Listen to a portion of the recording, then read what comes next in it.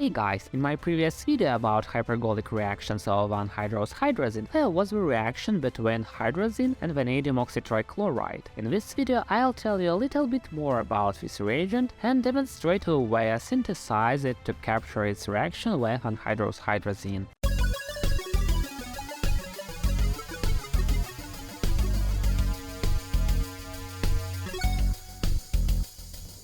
As a matter of fact, the synthesis is pretty simple. All we need is a single-necked flask filled with vanadium pentoxide. It's a quite toxic orange-brown powder that can turn dark red when heated.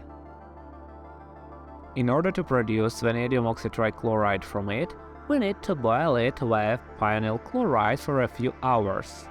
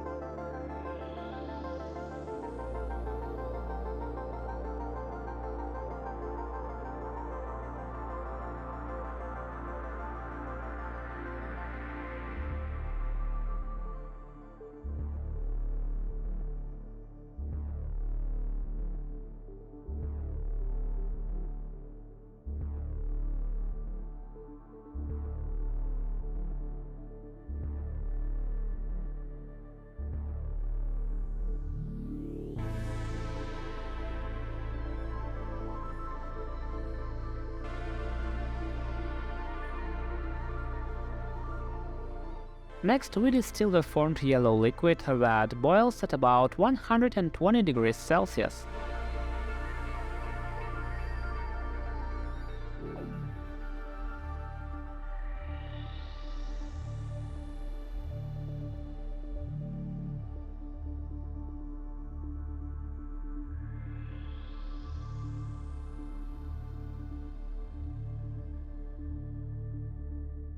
And that's how we produce pure vanadium oxytrichloride. It's an extremely violent reagent and it goes bad fast when stored in a stoppered flask. To be able to store the reagent for a long time, it needs to be transfused into a glass ampoule that must be sealed afterwards. This way vanadium oxytrichloride can be stored for quite a long time.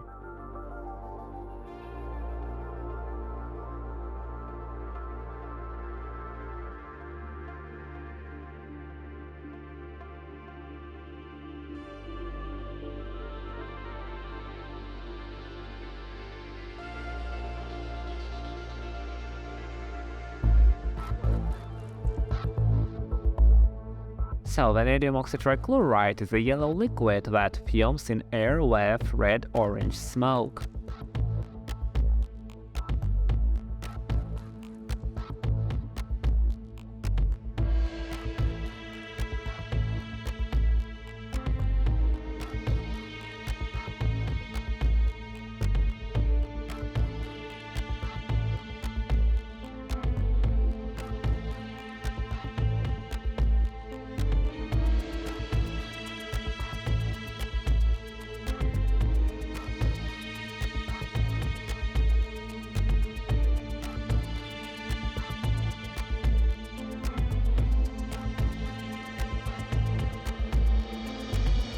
When heated, vanadium oxytrichloride produces a lot of orange smoke as well.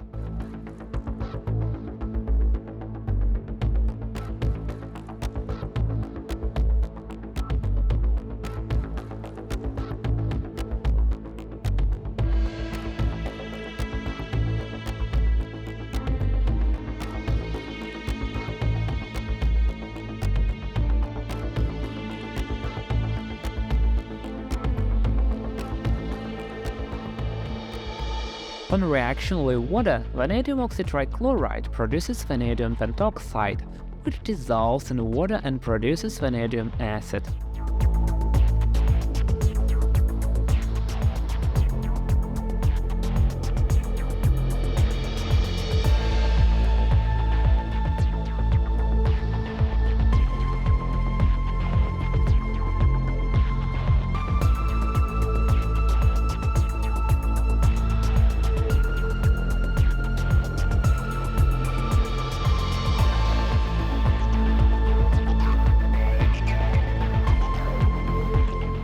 However, due to the fact that vanadium pentoxide is poorly soluble in water, later on we can see the reagent forming as a precipitate. A very good way to observe the formation of vanadium pentoxide precipitate is the reaction between vanadium oxytrichloride and a diluted alkali solution.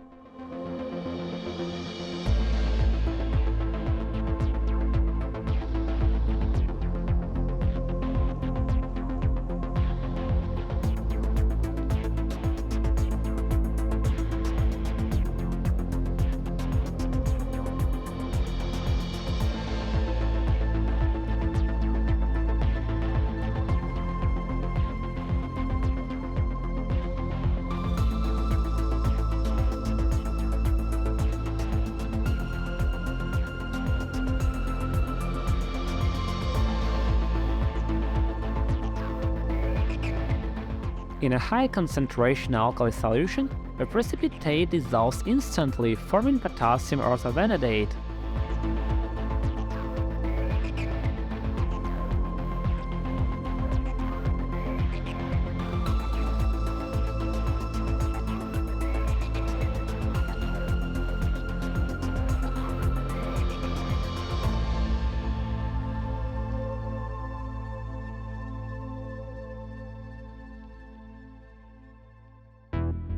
If we drop a zinc granule in a vanadium oxytrichloride solution in hydrochloric acid, we'll see the color gradually change from yellow to purple as the oxidation state of vanadium reduces, which is typical of vanadium compounds.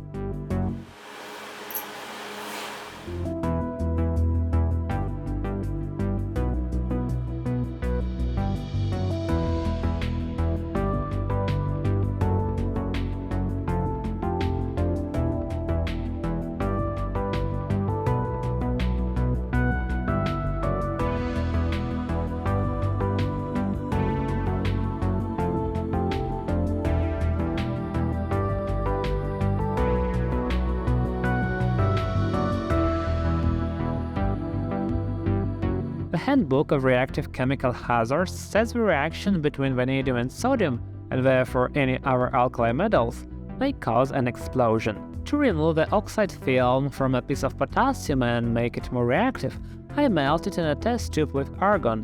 While potassium is melting, you can see some blue vapors. Those are potassium vapors, which I talked about in more detail in my video about azides.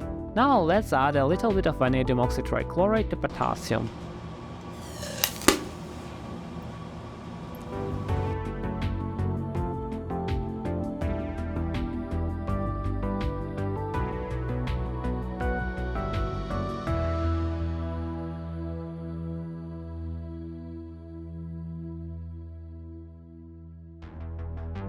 Here I decided to drip vanadium oxytrichloride over burning lithium, since there would be no reaction with regular lithium.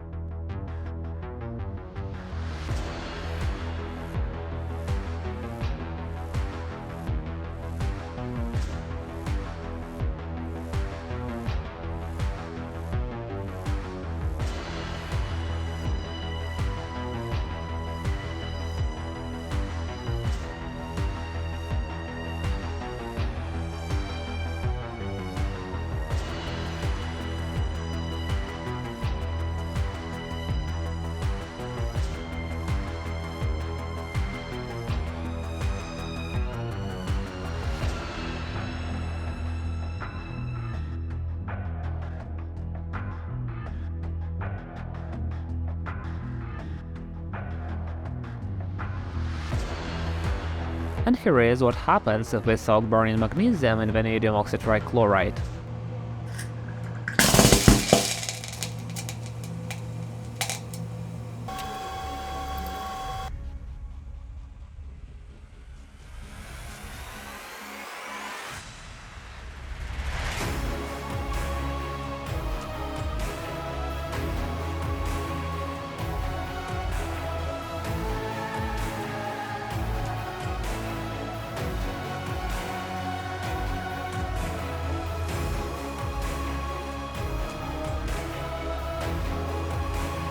Now let's add vanadium oxytrichloride to a double-necked flask, and then Add ozonated oxygen to it through a white glass tube as vanadium oxytrichloride boils.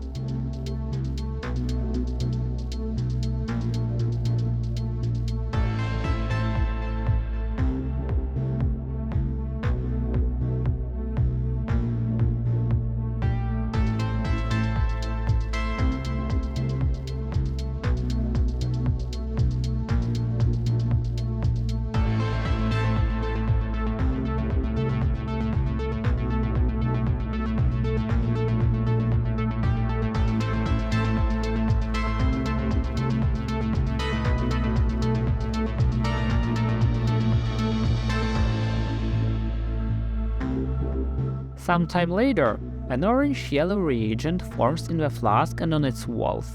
This is Dioxovanadium chloride 5. It also forms in the glass tube that we used for an ozonated oxygen flow earlier, which is why a wider tube must be used, since a more narrow one would be clogged in no time. Dioxovanadium chloride is orange-red crystals that are very sensitive to the moisture of the air. They go bad fast, turning into brown decavanatic acid. When heated, dioxovanadium chloride decomposes into vanadium oxytrichloride and vanadium pentoxide. By the way, this excrescence on the tip of the drying tube was formed during the synthesis. It's red on the outside and gray on the inside. Its structure is similar to that of brittle rubber.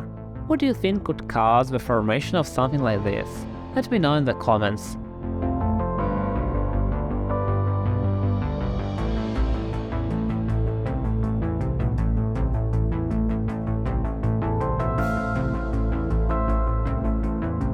Thanks for watching, guys. It was the first video about vanadium compounds on the channel. I hope you really enjoyed this video and I am so grateful for the support of my patrons. Thank you for helping me to continue creating content and thank you for believing in me and this channel. See you in the next video.